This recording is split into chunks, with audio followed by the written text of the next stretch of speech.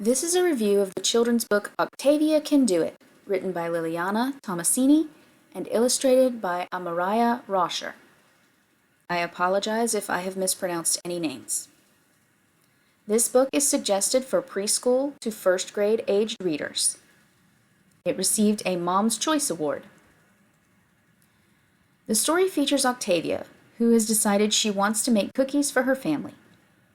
She makes them without her mother's help, though her brother Ludovic does provide an assist. The two of them make a mess of the kitchen. They lose one egg to the floor.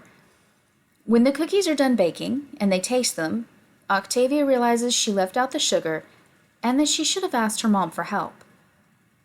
When her mom comes in, she asks Octavia if she'd like to help with the cookies the next day and asks Octavia to help her clean the kitchen, which Octavia then announces she will do on her own. The book ends with a copy of a recipe for double chocolate cookies that yields 40 servings. I like the details in the illustrations.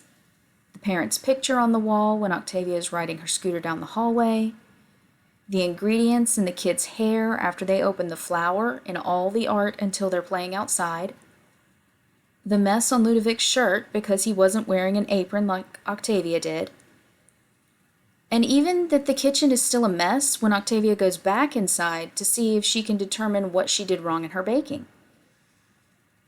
That said, the egg on the floor in the final scene when Octavia is cleaning is a bit odd, since Ludovic was supposed to have cleaned that up while Octavia was mixing the batter. I enjoyed how the story focuses on asking for help. Knowing when to ask for help is important, and sometimes we do have to learn that lesson the hard way, like Octavia. Using something small, like messing up a batch of cookies, is a good way to teach this.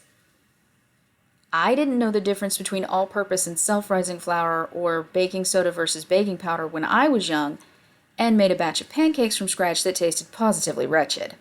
So this is also a completely relatable story. And it's also important that Octavia doesn't give up on her baking after this setback, nor does her mother pander to her. It might hurt parents to show their children that their work isn't perfect, but her mother didn't throw the batch out and remake the cookies, even though she had to have noticed the unopened sugar on the counter. Ms. Tommasini did an excellent job in demonstrating that we learn from our mistakes. The story shows Octavia's resilience, as well as her determination to be self-reliant. Even though she failed with the baking, she's determined to clean up her mess afterward.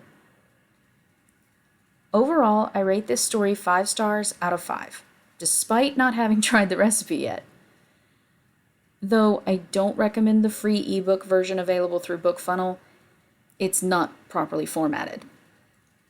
The book is available in paperback from Barnes & Noble for $12.99 US, or through the Mom's Choice Award store for $13.35 US.